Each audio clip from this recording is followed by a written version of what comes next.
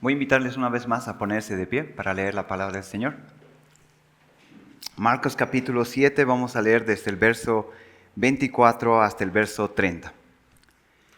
Levantándose de ahí, se fue a la región de Tiro y de Sidón, y entrando en una casa no quiso que nadie lo supiese, pero no pudo esconderse, porque una mujer cuya hija tenía un espíritu inmundo, luego que oyó de él, vino y se postró a sus pies.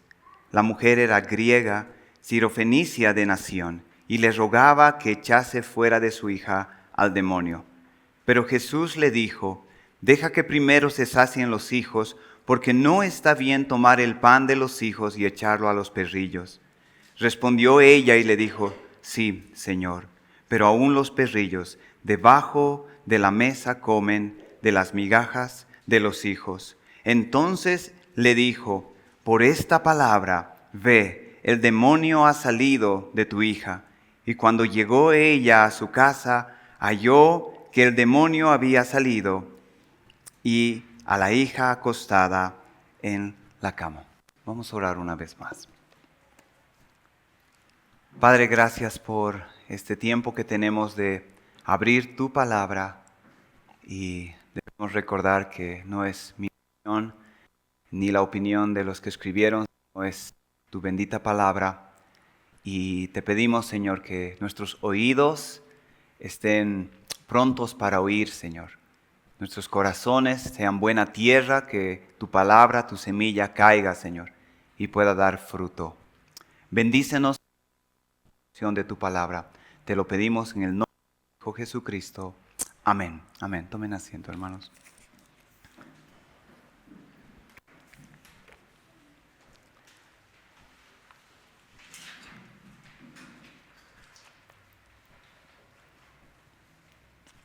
Muy bien.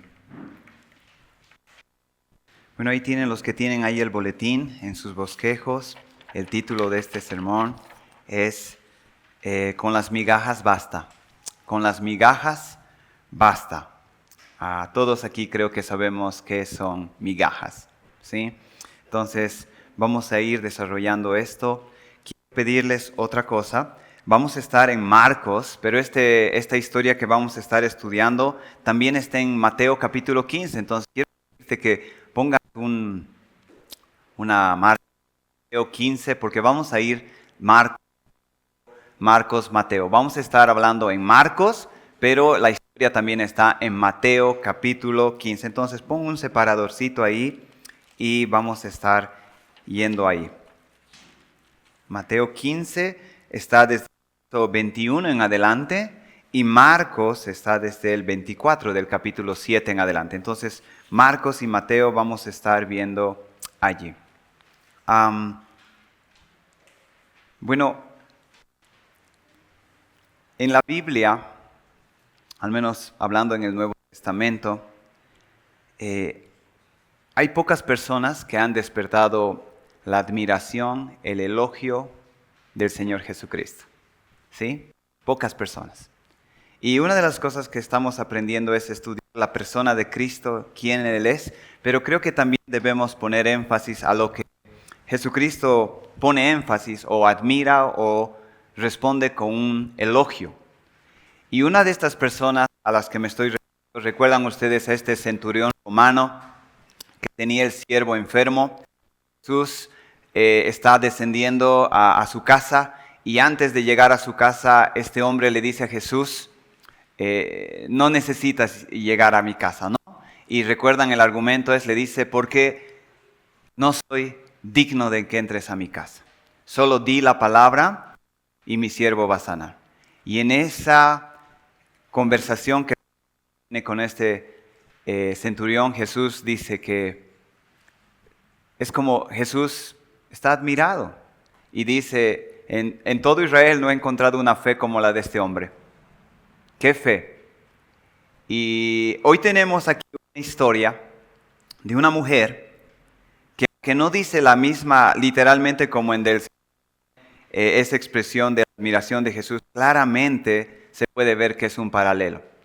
Esta mujer también tiene mucha similitud con este centurión romano, y se atrevió, por así decir, a terminarle la oración a Jesucristo. Y pocas personas se han atrevido, no pocas, algunas personas en la Biblia se han atrevido a contradecirle a Jesús o a terminarle las oraciones y han salido mal parados.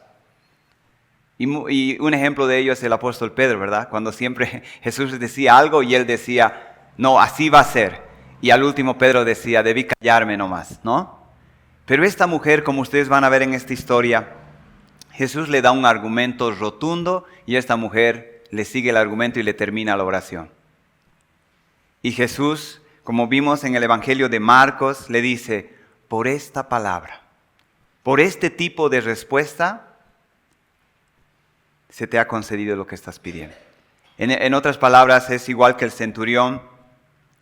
Jesús quedó admirado por esta mujer y cómo ella respondió ante esta negativa de Jesucristo. Y lo interesante de estas dos personas es que eran gentiles. No eran judíos, eran gentiles. Y ambos dan una respuesta que llama la admiración del Señor Jesús. A tal punto que, como he dicho, en Mateo, cuando está terminando la historia, ya por terminar la historia, le dice Jesús en el versículo 28 del capítulo 15, dice, oh mujer, grande es tu fe. Qué gran fe, mujer. Y lo que le dijo al centurión romano es, no he encontrado una fe como la tuya en todo Israel. Ambos comparten ese elogio de Jesús. En Mateo dice, qué gran fe, qué grande es tu fe, mujer. Y ambos gentiles. Y yo quisiera hoy día que pongamos atención a eso en el sentido de cómo nosotros también podemos imitar este tipo de fe. Todo lo que necesitamos nosotros cada día es fe. Y cómo nosotros podemos llegar a imitar a esta mujer a la cual Jesucristo elogió diciendo, tu fe es grande. Entonces de eso vamos a estar hablando en esta enseñanza. Otra vez el título de esta enseñanza es con las migajas basta.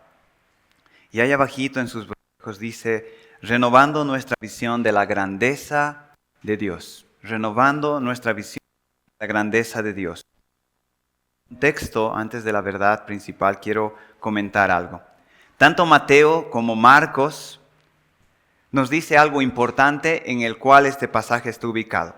Y solo voy a leer de Marcos, pero lo interesante es que en Mateo es exactamente el mismo contexto.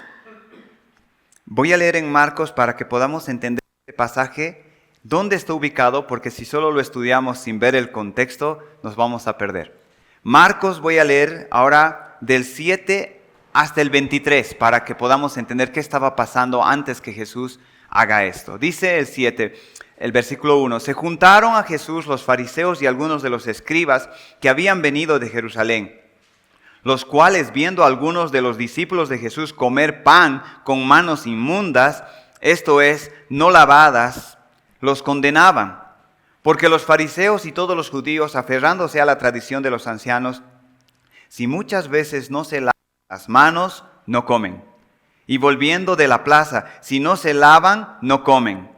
Y otras muchas cosas hay que tomar para guardar, como los lavamientos de los vasos de beber y los jarros y de los utensilios de metal y de los lechos. Le preguntaron pues los fariseos y los escribas, ¿por qué tus discípulos no andan conforme a la tradición de los ancianos, sino que comen pan con manos inmundas?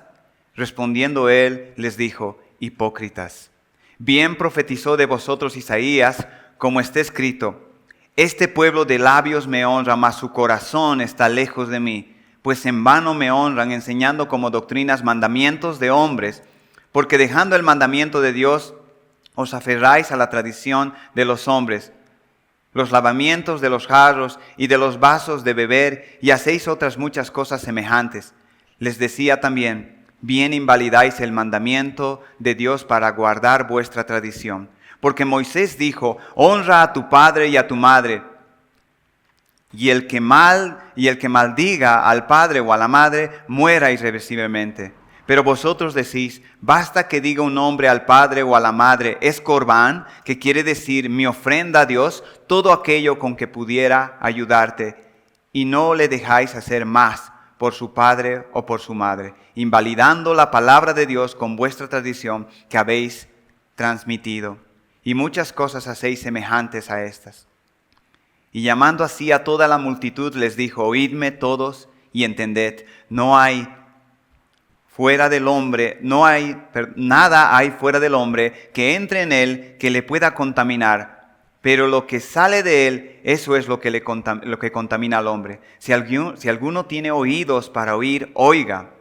Cuando se alejó de la multitud y entró en casa, le preguntaron sus discípulos sobre la parábola. Él les dijo, ¿también vosotros estáis sin entendimiento? ¿No entendéis que todo lo de afuera que entra en el hombre no le puede contaminar, porque no entra en su corazón sino en el vientre y sale a la letrina? Esto decía, haciendo limpios todos los alimentos, pero decía que lo que del hombre sale, eso contamina al hombre. Porque de dentro del corazón de los hombres salen los malos pensamientos, los adulterios, las fornicaciones, los homicidios, los hurtos, las avaricias, las maldades, el engaño, la lascivia, la envidia, la maledicencia, la soberbia, la insensatez. Todas estas cosas de dentro salen y contaminan al hombre. Y después viene el pasaje que vamos a estudiar.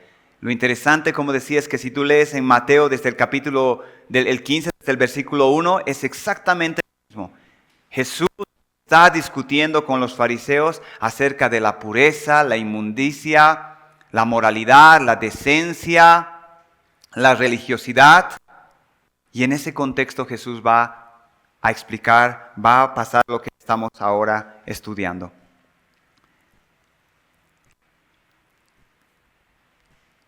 Jesús dice el versículo 24 en nuestro primer punto, que dice ahí lo que la mujer hizo. Vemos en el versículo 24 del capítulo 7. Levantándose de ahí, se fue a la región de Tiro y de Sidón, y entrando en una casa, no quiso que nadie lo supiese, pero no pudo esconderse. Lo que primero podemos ver acá es que Jesús no está yendo a estas ciudades por un viaje misionero. Es decir, no está yendo a estas ciudades a predicarles el evangelio.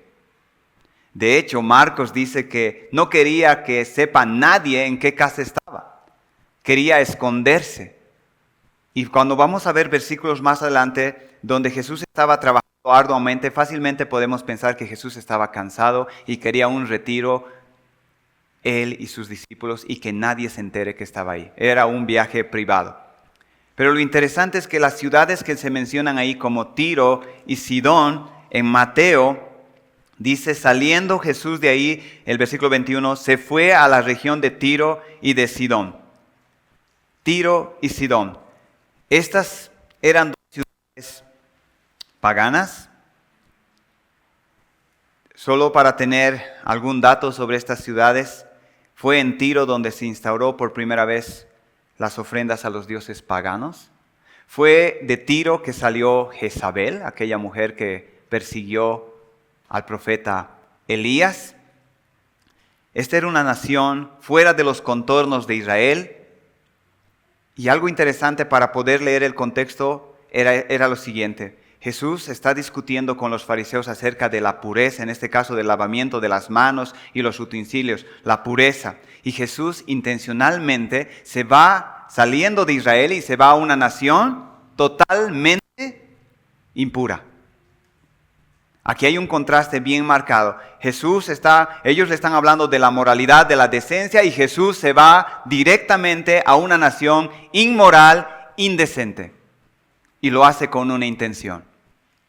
Dice otra vez en el versículo 24, Jesús no quiso que nadie supiese en qué casa estaba. Él y sus discípulos, nadie más. Pero no pudo esconderse. Y algo interesante acá. Muchos comentaristas hablando de Tiro y de Sidón hablan de la oscuridad de estas naciones. Y Jesús quería esconderse en esa oscuridad, pero no pudo. Y esto hasta parece metafórico, ¿no? Porque la luz del mundo, no importa en cuán oscuro esté, no se va a poder esconder. Jesús fue ahí para refugiarse, para esconderse, pero no pudo. Dice el versículo 25, porque una mujer cuya hija tenía un espíritu inmundo, luego que oyó de él, vino y se postró a sus pies. Verso 26 dice, y la mujer era griega, sirofenicia de nación, y le rogaba que echase fuera de su hija al demonio. Vamos a Mateo. En Mateo capítulo 15 se nos da, en otras palabras, la característica de esta mujer. Dice 22, y he aquí una mujer cananea que había salido de aquella región, clamaba diciendo, Señor, hijo de David, ten misericordia de mí, mi hija está gravemente atormentada por un demonio. Mateo la llama a esta mujer cananea. Los cananeos por años han sido los enemigos del pueblo de Israel. De hecho, había órdenes de Dios de exterminar a los cananeos. Y Marcos llama a esta mujer, dice que era griega, sirofenicia. Sirofenicia. Fenicia, un pueblo que estaba bajo el imperio de los sirios, y después se juntaron, y de ahí viene la palabra Sirofenicia. Dice que era una mujer griega, y no es que venía de Grecia, sino que este lugar de Siria y de Fenicia había sido conquistado por Alejandro, y Alejandro helenizaron a todo este lugar, y por eso el griego llegó a ser la lengua de estas personas. Pero no era que venía de Grecia, sino que era de Fenicia, conquistada por Alejandro, y el helenismo fue para todos estos lugares. Lo más relevante de esta información, en palabras tanto de Marcos y de Mateos, es que quiere enfatizar que esta mujer era pagana. Esta mujer era impura. Y algo que yo me ponía a pensar, dice Marcos que Jesús había dado órdenes de que nadie supiese dónde él está. Y después dice que no pudo esconderse porque una mujer cuya hija tenía un espíritu inmundo, luego que oyó de él, vino y se postró. Y algo que vamos a ir viendo acerca de, en todo esto, es la determinación que esta mujer tenía. No sé cómo fue, pero si ustedes leen otras versiones, creo que es la nueva versión internacional, que dice que les dijo a sus discípulos que no quería que nadie se enterase en qué casa él estaba. Y así fue. Era un retiro entre él y sus discípulos, pero esta mujer dice, y da la idea aquí, dice, porque una mujer cuya hija tenía espíritu inmundo, luego que oyó de él, vino. Parece ser que esta mujer ni siquiera tenía mucho conocimiento acerca de quién era Jesús, pero sabía cosas básicas, lo suficiente como para tomar la determinación e ir en busca de este Salvador judío que podía ayudarle en cuanto a la sanidad o a la expulsión del demonio que su hija tenía. Y ya ahí, entrando a superar obstáculos que yo puse ahí en sus bosquejos, es interesante ver que esta mujer, más adelante lo vamos a ver en su declaración, entendía que era una mujer que estaba fuera del pacto. Es decir, que no era judía y que este Salvador era judío y no tenía acceso. Por otro lado, ustedes, y vamos viendo en la Biblia acerca de, en los tiempos de Jesús, de las mujeres, cómo eran las mujeres en la sociedad. Pero obviamente esta mujer tenía un gran compromiso, una gran responsabilidad en casa, bueno, un sufrimiento por su hija, porque dice que estaba endemoniada terriblemente, nos dice Mateo y también Marcos. Y esta mujer dice que se da maneras para llegar hasta donde Jesús estaba. Y casi podemos imaginar a los discípulos de Jesús tratando de impedir el acceso de que el maestro había dicho que nadie sepa que estamos acá. Pero no sé cómo en su insistencia esta mujer se dio maneras para llegar hasta Jesús. Llegar hasta Jesús. Y algo interesante que vemos, vamos a Mateo.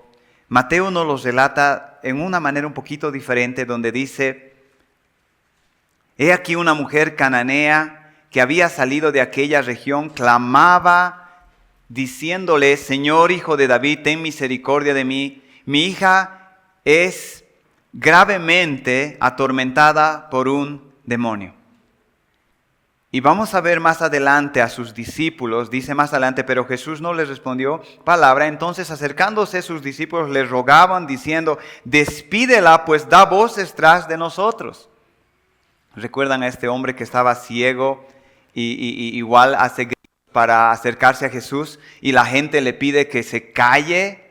Y él insiste e insiste. Bueno, la figura es similar acá. Esta mujer está gritando y le está diciendo, ten misericordia. Y cuando dice, estoy en Mateo, y dice, le rogaba diciendo, ten misericordia de mí. La idea es un ruego incesante, una y otra vez, una y otra vez. Y los discípulos diciéndole, atiéndela, hazle el milagro y despídela, porque está gritando todo el tiempo. Y es un poquito diferente a la versión que Marcos nos da. Pero aquí hay algo interesante que Mateo resalta, que Marcos no resalta. Y es lo siguiente. Esta mujer escucha de Jesús y escuchó seguramente los milagros que Jesús puede hacer y sabe que Él es la esperanza. Y de pronto cuando se entera que este Salvador vino a su región, como que la esperanza empieza a nacer en su corazón y empieza a aferrarse, a gritar. Pero la respuesta que Mateo nos da acerca de estos gritos de esta mujer pidiendo misericordia que Jesús le da es interesante. ¿Qué dice? Mateo capítulo 15, el verso 23 dice, pero Jesús no les respondió palabra. Es decir, podemos imaginar a esta mujer gritando, pidiendo ayuda, y Jesús, por así decir, entre comillas, indiferente. No les responde, silencio. Digo entre comillas porque obviamente no era indiferencia, pero el punto es que no le estaba respondiendo. Mateo resalta esta parte. El primer intento de acercarse de esta mujer para recibir de Jesús ayuda y Jesús, silencio, no responde nada. Y esto quisiera, hermanos, que vayamos pensando en el contexto, como decía, de la oración. Cuando nosotros oramos y parece que hay un silencio de parte de Dios. En medio de este silencio, dice Mateo que sus discípulos se acercan y casi podemos ver que está cerca esta mujer porque está gritando detrás de los discípulos y el maestro está ahí. Y al ver los discípulos que Jesús no les responde, se animan y se quieren acercar a interceder por esta mujer. Estos discípulos habían visto muchos momentos de la bondad, del amor, la misericordia de Jesús, con mucho menos clamor que esta mujer. Pero ahora esta mujer está clamando y los discípulos no están entendiendo algo. ¿Cómo es posible que no les respondas? Entonces ellos se acercan y le dicen, despídela. En otras versiones dice, atiéndela. Atiéndela. Atiéndela y despídela porque está dando voces, dice, tras de nosotros. Y casi podemos imaginar a la mujer, hermanos, casi podemos ver, a la mujer, ella intentó, se acercó y Jesús no le responde, la ignora, por así decir. Entonces sus discípulos que están caminando ahora van a interceder por ella. Y sabes, no sé si te ha pasado cuando estás en una discusión o algo, no sé qué puede venir a tu mente, donde estás queriendo decir algo, pero la persona te está ignorando o no te hace caso y de pronto parece una persona de más influencia que tú, que es muy amigo de esa persona para interceder contigo y tú estás como diciendo, una ayuda del Señor, ¿no? Y casi podemos imaginar a esta mujer que cuando los discípulos se acercan a Jesús para decir que la atienda, la mujer está con una cara, con una expectativa de decir, a ver qué va a decir ahora. Y Jesús responde a sus discípulos. ¿Qué les dice? Dice, los discípulos le rogaban, atiéndela. Y el verso 24 dice, Él respondió: no soy enviado sino a las ovejas perdidas de la casa de Israel. No sé si esta mujer escuchó o no escuchó lo que Jesús respondió a sus discípulos, pero casi, ¿no es verdad que cuando uno está buscando algo y alguien intercede, en el rostro se ve y decimos, no, le ha dicho que sí, le ha dicho que no? En el rostro se puede ver. Y hermanos, cuando nosotros oramos al Señor Jesús o cuando estamos orando y hay un silencio, ese silencio sí nos levanta preguntas, pero todavía, por así decir, no es un no rotundo. No sabemos si sí o no. El silencio no dice totalmente eso. Entonces, esta mujer espera la intercesión de los discípulos y casi puede ver, si es que no escuchó, el rostro de los discípulos de lo que Jesús le dice. Es decir, Jesús empieza con el primer no. No. Y le dé el argumento. No, porque yo no he venido para ellos. He venido para las ovejas de Israel. Y haciendo mención a quiénes, a los judíos, al pueblo del pacto. No. Y yo estaba poniendo ahí acerca de obstáculos. Yo no sé, a veces cuando estamos buscando algo y una puerta se nos cierra, normalmente decimos, bueno, así será la voluntad del Señor. Que sea tu voluntad, Señor. Y es un argumento muchas veces como para dejar de orar, dejar de pelear. Y yo sé que el Señor Jesús nos enseñó a orar de esta manera, hermanos. Pero no es verdad que muchas veces nosotros no tenemos esta intencionalidad cuando estamos buscando algo, que cuando el primer no aparece ante eso, directamente nos rendimos. Nos rendimos. Esta mujer tenía limitaciones para llegar a Jesús. Y no sé cómo, pero lo hizo. Y una vez que llega, no le escucha. Y aún a pesar de eso, insiste. Sus discípulos interceden y sigue siendo no. La respuesta sigue siendo no. Hasta aquí ya podemos ver por el texto 3 veces negativas, negativas, negativas. No, no, no. Pero esta mujer estaba, como he dicho al principio, determinada. Y aquí voy a cuidar un poquito lo que voy a decir porque al final voy a explicar algo. A veces en la iglesia, más que todo carismática, ¿verdad? Se escucha una frase que se dice, voy a pedirle algo a Dios y no voy a aceptar un no por respuesta. Voy a distinguir eso para entender un poquito más adelante eso, pero hay algo de eso en esto. Esta mujer arriesgó muchas cosas, llegó muy lejos y aquí no se va a rendir. Y aquí no se va a rendir. Entonces sus discípulos interceden y otra vez es desfavorable. Entonces esta mujer, al ver esta negativa más, dice el texto tanto, vamos un ratito ahora a Marcos, otra vez volvemos a Marcos 7. Marcos 7, la mujer era griega, dice el 26, y sirofenicia de nación, y les rogaba que echase fuera de su hija el demonio. Pero Jesús le dijo, deja primero que se sacien los hijos, porque no está bien tomar el pan de los hijos y echárselo o echarlo a los perrillos. La respuesta en Mateo es la siguiente. Dice,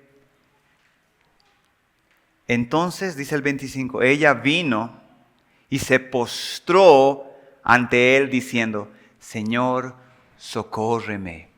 Señor, socórreme. Respondiendo, él dijo, y ahí en la Reina Valera al menos es enfático porque pone una coma después, dice, ¿qué le dice? La primera palabra de la boca de Jesús, al menos en la Reina Valera dice, no, coma, no está bien tomar el pan de los hijos y echarlo a los perrillos. Este es el cuarto intento de esta mujer y la primera palabra que sale de la boca de Jesús es no. Porque no, este pan no es para ustedes, es para los hijos, no para los perrillos.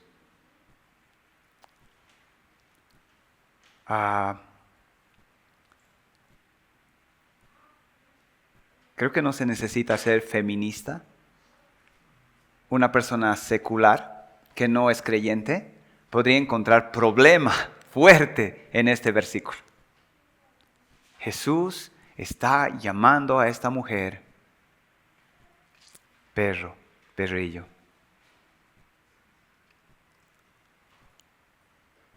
Y mucho más creo que una feminista, ¿no? Haría de esto toda una... Y es interesante, y antes de continuar quiero aclarar algo, hermanos.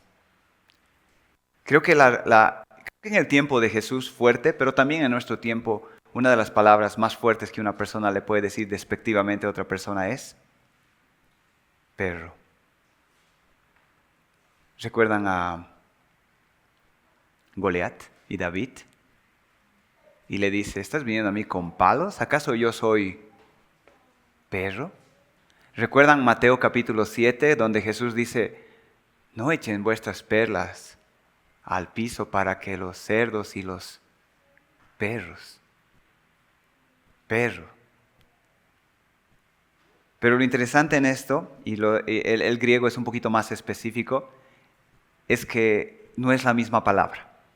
La buena noticia, y para ir entendiendo mejor esto, no es la misma palabra que Jesús usa en Mateo 7, donde habla de estos perros, o que Goliat habla de estos perros, y por eso aquí en la Reina Valera o en otras versiones dice pequeños perros, o aquí dice perrillos. En Israel habían estos perros salvajes que paraban en la basura, que comían cadáveres, pero también habían pequeños perros que las personas tenían como mascotas en sus casas. Y es a esa segunda parte que Jesús se está refiriendo. Perrillos. De todas maneras, si uno no entiende, y en ese tiempo todos entendían esta forma de hablar que Jesús está usando no directamente, pero como un refrán, una frase que se utilizaba en ese tiempo. Entonces, Jesús le dice no, y la frase que usa es porque no es para los perrillos, sino para los hijos. No se puede. Y obviamente es una mujer, es una dama a la que Jesús, una mamá a la que Jesús está hablando. Y la respuesta de esta mujer, que lo vamos a ver más adelante en el siguiente punto, nos ayuda a ver realmente otra vez esta determinación, esta intencionalidad de esta mujer. Pero quiero un momento ir a Lucas 11, que es un pasaje muy conocido. Vamos a Lucas 11 un momento para ver. Hay dos historias obviamente en la Biblia que hablan acerca de la perseverancia en la oración. Esto del juez injusto y la viuda, ¿verdad? Ustedes conocen esto. Hazme justicia, hazme justicia, hazme justicia. Y el juez dice, aunque no tiene temor de Dios ni de los hombres, porque esta viuda es inoportuna, se va a levantar y le va a hacer justicia. Y el segundo pasaje similar a este está en Lucas capítulo 11. Y lo interesante de esto es que en el contexto de esta historia, que es también de la perseverancia en la oración, es el versículo 1 desde Lucas 11, es el requerimiento de uno de los discípulos de Jesús al decirle, enséñanos a orar. Y Jesús les va a enseñar a orar lo que nosotros conocemos como el Padre Nuestro. Y después de enseñarles a orar, el versículo 5 del capítulo 11 de Lucas recién dice, y les dijo también. El discípulo se acerca y les dice, enséñanos a orar. Les enseña a orar y les da la yapa. Y les dijo también, ¿quién de vosotros que tenga un amigo va a él a medianoche y le dice, amigo, préstame 3 panes? Porque un amigo mío ha venido a mí de viaje y no tengo que ponerle delante. Y aquel respondiendo desde adentro le dice, no me molestes, la puerta ya está cerrada y mis niños están comiendo en cama, están durmiendo, están conmigo en cama. No puedo levantarme y dártelos. Os digo que aunque no se levante a dárselos por ser un amigo, sin embargo, por su inoportunidad, se levantará y le dará todo lo que necesite. Y yo os digo, pedid y se os dará, buscad y hallaréis, llamad y se os abrirá. Una de las cosas que siempre pensé en estas historias que hemos visto es que perseveras orando y hasta el punto que lo cansas. Y ya lo has cansado, entonces te vas a responder. Pero ¿está enseñando Jesús eso en este pasaje?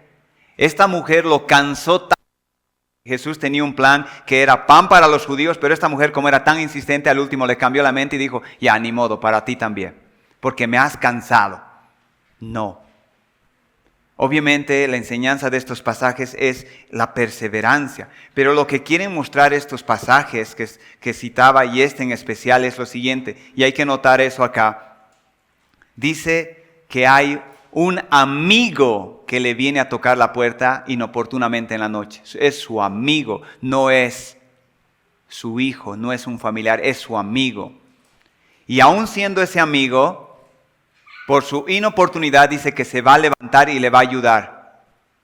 Esta mujer se puede poner en el mismo paralelo. No era hija, no estaba dentro del pacto. Era una, por así decir, una conocida, una amiga de Jesús. Pero Jesús le va a responder. ¿Por qué le va a responder? ¿Porque le ha cansado? No. ¿Por qué responde, dice aquí, este padre a este amigo? La respuesta está en Lucas también más abajo, dice, versículo 11, ¿qué padre de vosotros, si su hijo le pide pan, le dará una piedra? ¿O si pescado en lugar de pescado le dará una serpiente? ¿O si le pide un huevo y le dará un escorpión? Pues si vosotros siendo malos sabéis dar buenas dádivas a vuestros hijos, ¿cuánto más vuestro Padre Celestial dará el Espíritu Santo a los que le pidan? Y piénsenlo los que somos papás. Una cosa es cuando una persona fuera de tu familia te pide incesantemente algo. Pero otra cosa es cuando uno de tus hijos te dice, tengo sed, tengo hambre. Y yo estaba escuchando un sermón, no recuerdo las 3 frases, pero era una cita que citaba el pastor del pastor Tim Keller, pero él decía que en el mundo hay distintas clases de personas y entre esas clases de personas hay los que son héroes, hay los que son villanos, y estaba citando unas personas que no recuerdo, pero después en una de las categorías dijo, y también hay padres. Y también hay padres. Y él dijo, y padres no están en la categoría de héroes, porque cuando un hijo tiene alguna necesidad, el padre hace muchas cosas que un héroe ni siquiera puede hacer. Y esta mujer, esta madre, está con una hija, con un demonio, y que no tiene un parentesco, una relación con Jesús, y está pidiendo. Y creo que aquí en esta historia es algo que nosotros podemos pensar. Si se ha levantado este hombre a atender a su amigo, ¿cuánto más se levantará si fuera su propio hijo que le está pidiendo? Si un externo, un extraño, incesantemente pide y por tanto pide, le responde, aunque no es, nosotros si pedimos siendo hijos, ¿acaso no nos va a responder? Ese es el argumento y ese es el paralelo que estamos viendo aquí también en Marcos. Y cuando, yo no sé tú, pero a veces cuando estamos orando por algo, todos estamos en luchas de oración, pidiendo, esperando respuestas del Señor.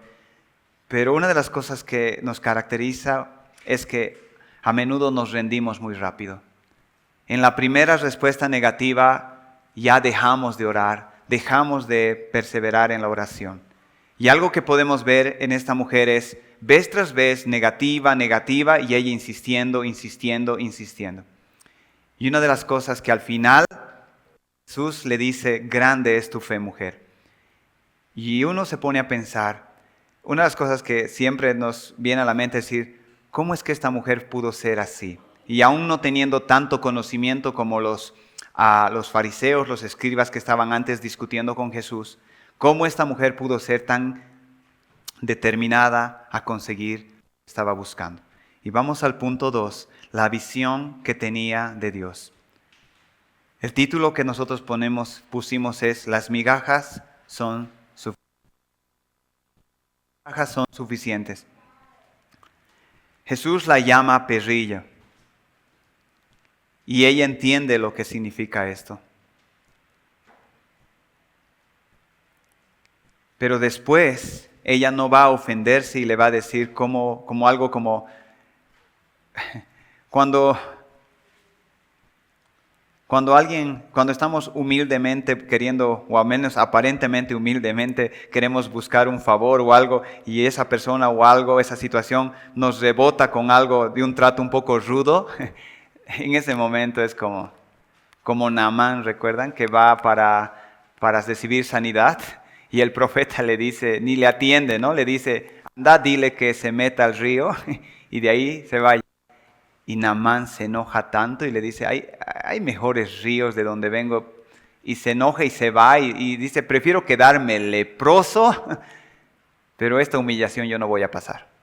Y muchas veces nosotros somos así también cuando queremos tener una actitud positiva, una actitud humilde y acercándonos a algo, pero nos tratan mal y ya nos olvidamos de nuestra gran necesidad. Nuestro orgullo empieza a cubrir todo y decimos, no me importa cómo me quede, pero yo no me voy a humillar más. Pero esta mujer recibe ese título de Jesús de perrillos y no se ofende. Y le continúa. Dice Marcos otra vez, le dice el 27, Jesús le dice, pero deja primero que se sacien los hijos, porque no está bien tomar el pan de los hijos y echárselo a los perrillos. Versículo 28.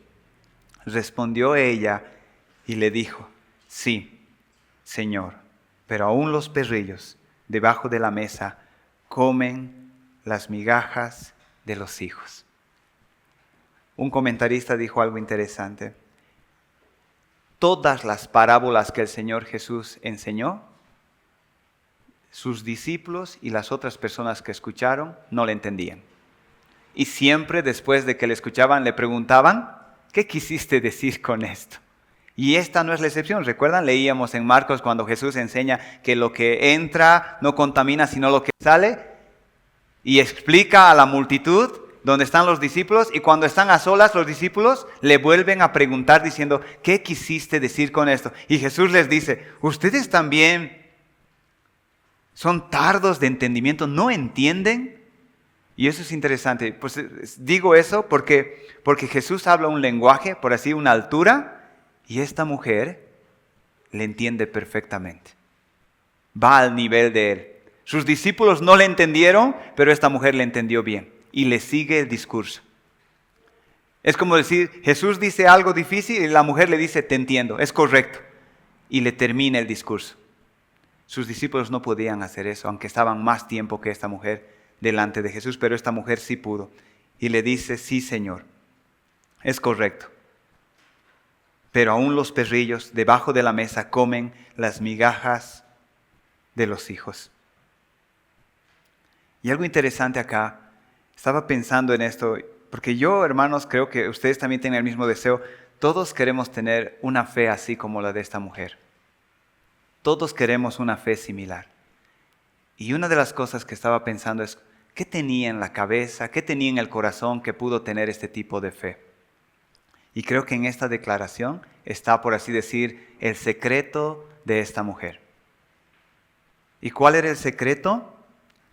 Le dice, yo entiendo que tú no puedes dar el pan primero a nosotros, porque somos perrillos, y es primero para los judíos. Porque en Romanos, también en el Nuevo Testamento, dice que la salvación primeramente era para los judíos y después para los gentiles. Juan nos dice, a los suyos vino y los suyos no les recibieron, mas a todos los que les recibieron les dio potestad de ser llamados hijos de Dios. Entonces la idea era que la salvación no solo era para los judíos, sino que la salvación empezaba con los judíos, pero debía llegar hasta lo último de la tierra. Y esta mujer lo entendía. Y Jesús, como he dicho, cuando le dice, le va a conceder la petición, no es que lo cansó tanto en su insistencia que le hizo cambiar de parecer y dijo, ya, ahora te concedo. Los discípulos podían saltar en ese momento, pero a nosotros nos has dicho que no puedes por esto, pero ahora lo estás haciendo. El punto no es que le convenció a Jesús. Lo que está diciendo aquí esta mujer es, el pan es para los hijos y no está bien dar el pan a los perrillos. Y la mujer le dice, pero los perrillos también comen de las migajas que caen de la mesa. En palabras, esta mujer está diciendo esto: es tan grande tu bendición que aún las migajas son suficientes para lo que yo estoy pidiendo. Y yo no sé tú, cada mañana, bueno, estos días no ha habido pan, o no sé cómo está el tema del pan, ¿verdad? Pero cuando ponemos pan y hacemos caer algunas migajas, no sé si has visto a tu perro que está debajo de la mesa, así los que tienen animales, y permiten algunas veces que sus animales están ahí adentro. No sé si has visto contento a tu perro con las migajas que caen.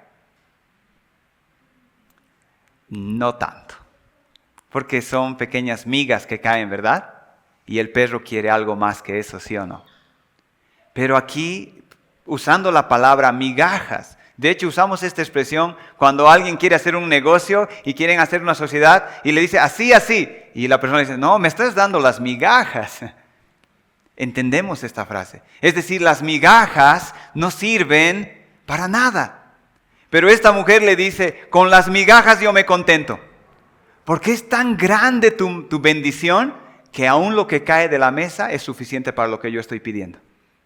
Tu grandeza, tu gracia para tu pueblo, para los judíos es tan grande que lo que va a rebalsar es demasiado para lo que yo necesito. No te estoy pidiendo que cambies tu propósito de haber venido. ¿Cuál era? Por los judíos. No, sigue por ellos. Pero lo que se caiga de ellos, a mí eso me alcanza. Y aquí se puede ver un poquito acerca de la visión de la grandeza que esta mujer tenía de Jesucristo. ¿Recuerdan al centurión? No es necesario que entres a mi casa, solo di la palabra y eso es todo. No soy digno. Y esta mujer también le dice, no soy digna, pero tu gracia es abundante y con las migajas basta. Hermanos, yo estaba compartiendo algo el día jueves que quiero volverlo a compartir porque creo que es algo que el Señor me estaba enseñando. Y yo estaba diciendo algo de este hermano amigo que yo tengo ahí en la casa donde vivo. Tiene 82 años, ya no tiene un riñón, está su salud deteriorada. Y me dijo la semana anterior, Jaime, estoy comprando una máquina en Perú para triturar piedra, porque esa máquina tritura piedras y así me empieza a explicar. Está caminando apenas, hermanos, ¿no? Y me dice, Jaime, quiero que me acompañes a Perú, a Juliaca, a recoger esta máquina. Y yo empiezo a pensar, lo miras frente a ti y le digo, ¿de qué tamaño es la máquina? Y me dice, debe ser como de un cuarto de 4x4 y hay que ir a traerla, me dice. ¿Y usted tiene idea qué va a hacer con la máquina? Y ya él fue notando mis preguntas, que era como para decirle, en palabras más directas, tiene 82 años y está queriendo meterse a un negocio con unas máquinas. Si usted todavía va a hacer algo a esta edad, haga algo llevable para su edad, ¿verdad? Entonces le dije si conocía la máquina y le pregunté al último, ¿será que es buena idea? ¿No será que tal vez debe invertir mejor su dinerito en otras cosas o algo así? Y él entendió la pregunta. Y me respondió de esta manera, más o menos parafraseando, me dijo, siempre tienes que tener algo grande en la vida como una razón para vivir. Si no tienes un propósito por qué vivir, estás muerto en vida. Yo estaba pensando, muchos de nosotros a veces ya no tenemos metas en la vida personal, familiar, propósitos, y estamos como esperando que la muerte nomás nos sorprenda. Y él me decía, ¿cómo le puedo orar a Dios que me siga dando fuerzas si ya no tengo razones para usar esas fuerzas? Tienes que tener algo grande, un propósito. Yo estuve pensando en eso. ¡Wow! Me quedé nomás callado. Vamos nomás a Perú a recoger esa máquina. Y en la semana, el día jueves, en la enseñanza, una de las preguntas que se hizo en el estudio era ¿cómo salir de la rutina, de la monotonía? El tema era renovados, volviendo a la obra del Señor. Y la pregunta que se hacía era, ¿cómo puedes salir de la rutina en la iglesia, un domingo, un sábado, un jueves? Y todos hacemos las cosas porque se tienen que hacer así. ¿Cómo sales de eso?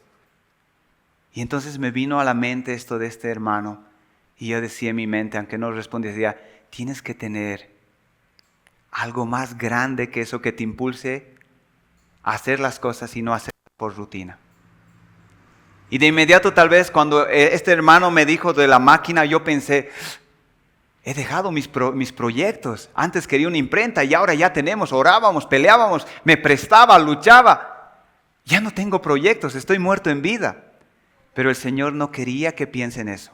Cuando llegó el día jueves y era la pregunta similar a esa, tienes que tener algo más grande. Algo que te impulse a no rendirte y a luchar contra las dificultades cuando se presenten. Y entonces se prendió el foquito y dije, ¿qué hay más grande que Dios? ¿Qué hay más grande que tener una visión fresca de la grandeza de Dios? Esta mujer lo tenía, ¿se dan cuenta? Con las migajas me basta, porque yo sé cuán grande eres tú, que con tus migajas es suficiente. Pero el problema de nosotros es que a menudo no tenemos esta visión de la grandeza de Dios. Y es así que hacemos muchas cosas por inercia nomás. Se ha perdido la pasión, la determinación, la insistencia. ¿Por qué? Porque ya Dios, su grandeza, no está en mi mente. Y yo le decía a un hermano esta semana, ¿y cómo nuevamente se puede tener esa grandeza? Como esta mujer, para no rendirme cuando las cosas se pongan difíciles. Y la respuesta es, tratando de ver, no hay algo misterioso, ¿no?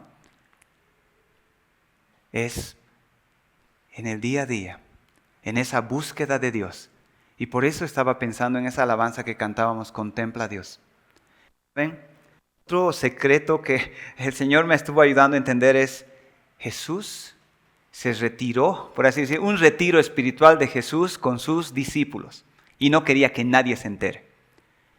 Y yo creo que eso es un tip para poder entender cómo renovamos la grandeza de Dios en nuestras mentes. Eso no se logra en todo tu ajetreo, en todo tu correteo de día a día. Necesitas frenar y tomarte un retiro espiritual. Y contemplar a Dios, y nuevamente va a retomar su grandeza y va a hacer que cuando vengas aquí a la iglesia, vas a empezar a animar, a decir, hagamos esto, hermanos, hagamos esto, que la iglesia crezca. Y muchos de nosotros ya estamos como,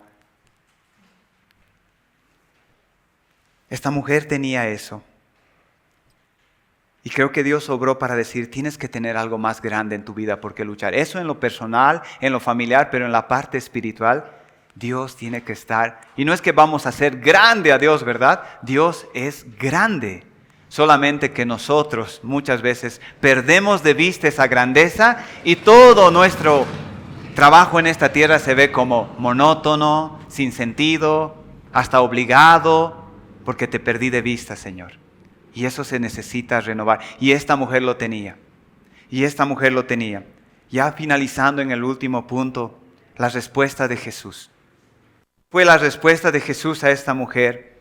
Lo primero que podemos decir es, Jesús se quedó admirado.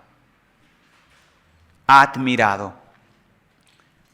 Marcos le dice Jesús. Entonces le dijo el verso 29, por esta palabra, por esto que has dicho, ve, el demonio ha salido. Por esto que has dicho. Esta mujer recibió 2 milagros. ¿Se han dado cuenta? El primero, lo que vino a buscar. ¿Qué vino a buscar? Que su hija, que le quite el demonio de su hija. ¿Cuál fue el segundo milagro? Y hace rato yo decía, Jesús cuando le pidió algo, no le respondió, un silencio que hasta parecía, entre comillas, indiferencia. Pero no era indiferencia porque Dios no es indiferente ante nuestras peticiones. Pero ¿por qué Jesús la estaba tratando así? ¿Por qué Jesús le puso tantas barreras? ¿Por qué tantos nos? Porque Jesús la estaba poniendo a prueba. Pero saben, no por un fin en sí mismo. ¿Saben por qué? Como estaba de retiro espiritual. ¿Con quiénes estaba de retiro espiritual? Con sus discípulos. Y sus discípulos le dijeron, atiéndela, atiéndela. Y ellos tenían que entender algo. Y usó la situación de esta mujer para dar otra gran lección en su retiro espiritual a los que está entrenando, a sus discípulos. y decía 2 milagros. El primero, la sanidad de su hija. Y la segunda, una fe grande. Grande. Su fe no era así cuando llegó. Pero algo que un predicador decía, y es bien interesante, es lo siguiente. Mateo no rescata eso, pero Marcos sí. Dice versículo 27, cuando le pidió la mujer que le ayude, pero Jesús le dijo, deja primero que se sacien los hijos, porque no está bien tomar el pan de los hijos y echarlo a los perrillos. No le dijo un rotundo no. Usa la frase ahí, primero los hijos, después los perrillos. Es decir, va a haber tiempo, pero este no es el tiempo. Pero algo interesante que un comentarista de esto dice, su sabiduría la probaba y su gracia la sustentaba. Muchas veces nosotros somos probados, como he dicho, y a la primera ya desertamos. ¿Por qué esta mujer no desertó? Porque por un lado la estaba probando, pero por otro lado su gracia la estaba sustentando. Jesús no tiró la cuerda más de lo que esta mujer podía resistir. Sabía hasta dónde y la sustentaba. ¿Por qué? Porque también la tenía que usar de ejemplo para los que estaba enseñando. Se fue con una fe grande. Le concedió su petición. Ya en algunas aplicaciones para nosotros de esta enseñanza, hermanos.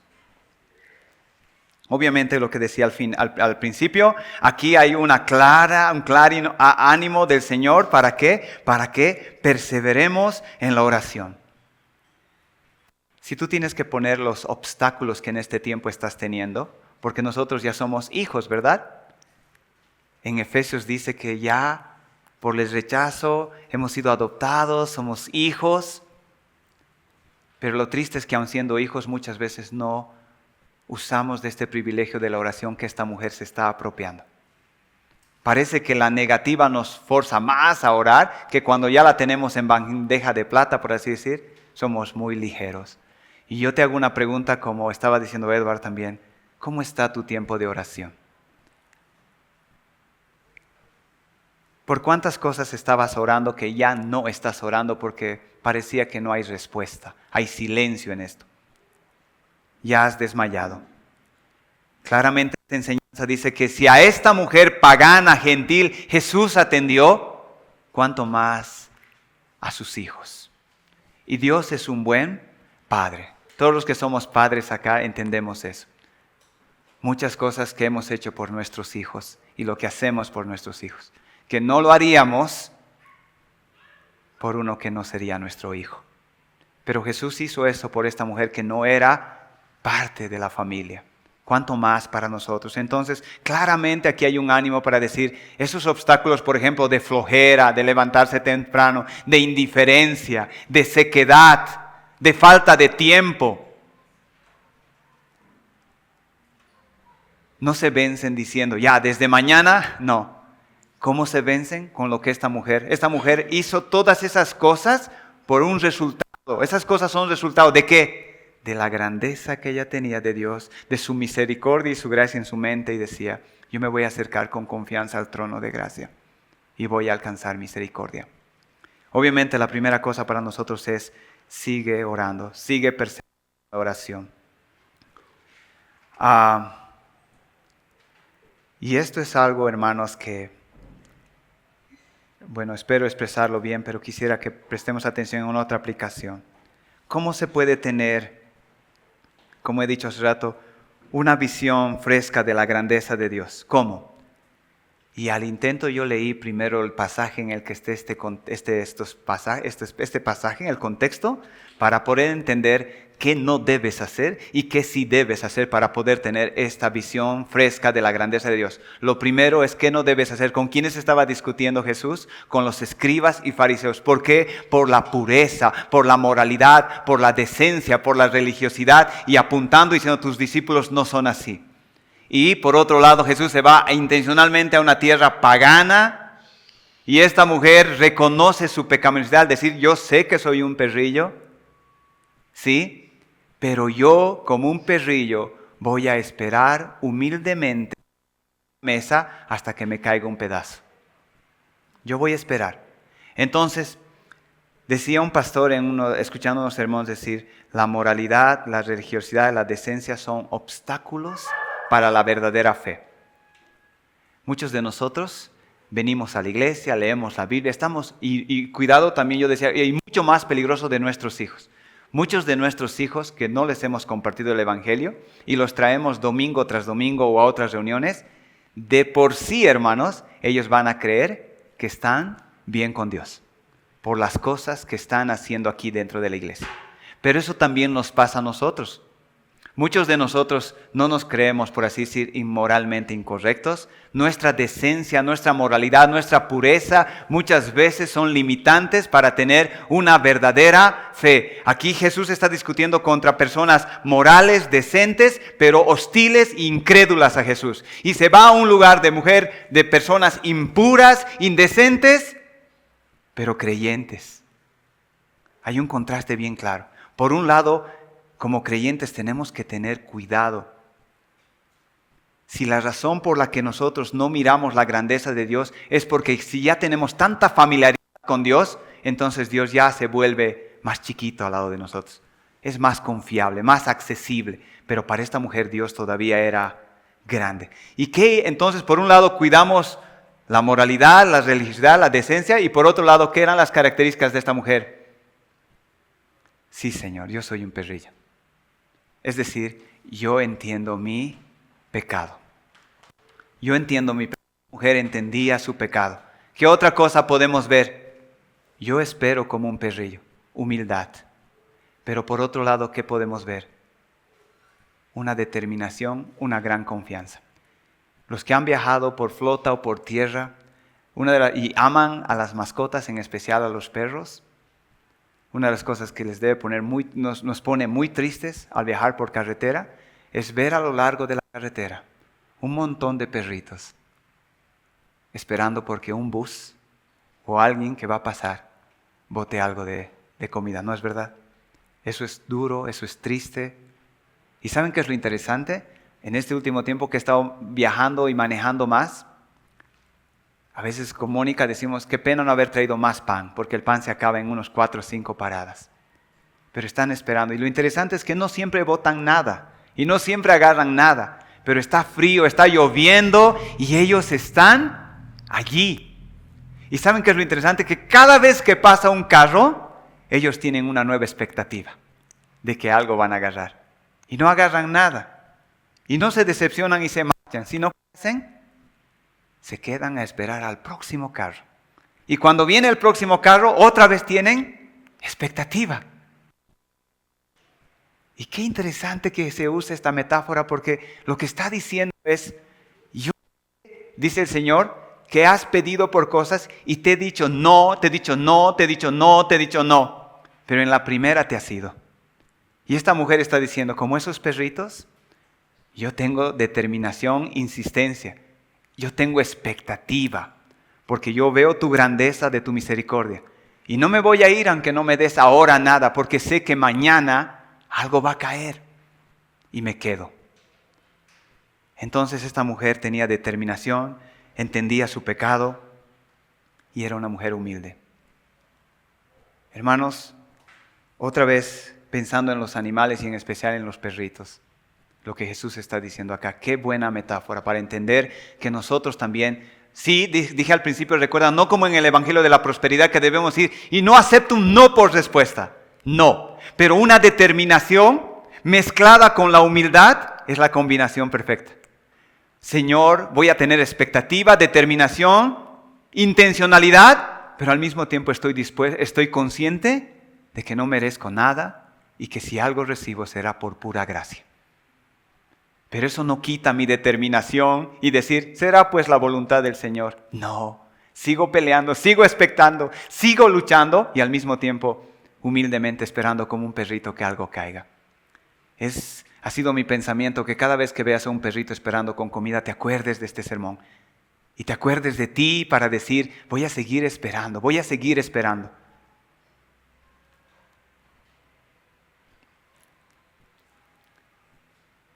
Hemos hecho, tal vez algunos de nosotros, muchas veces petición de algo y no ha respondido. Y a veces hasta decimos, ¿será que va a responder? Y podemos aprender de esta mujer. Esta mujer sabía que iba a recibir algo, tenía esa determinación, pero no estaba, ni siquiera estaba segura de que esas promesas eran para ella. Pero con todo, arriesgó, se determinó y obtuvo.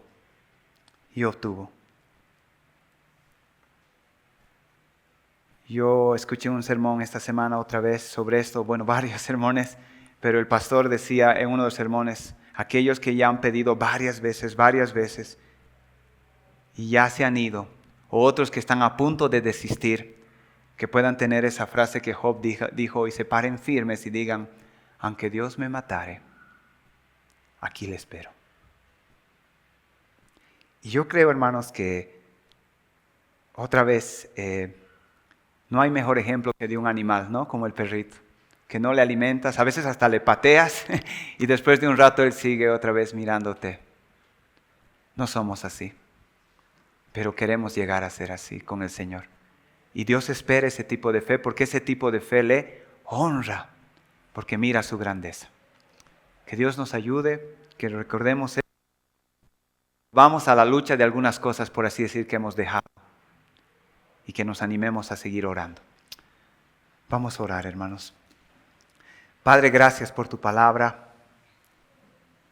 Gracias por este ejemplo. Gracias por tanta enseñanza, Señor. Pero yo te pido que todo esto caiga en buena tierra como al principio, Señor. Gracias por que este ánimo, nosotros somos tus hijos, Señor. Y dice tu palabra que un día tú vas a preparar un banquete para nosotros en las bodas del Cordero, Señor.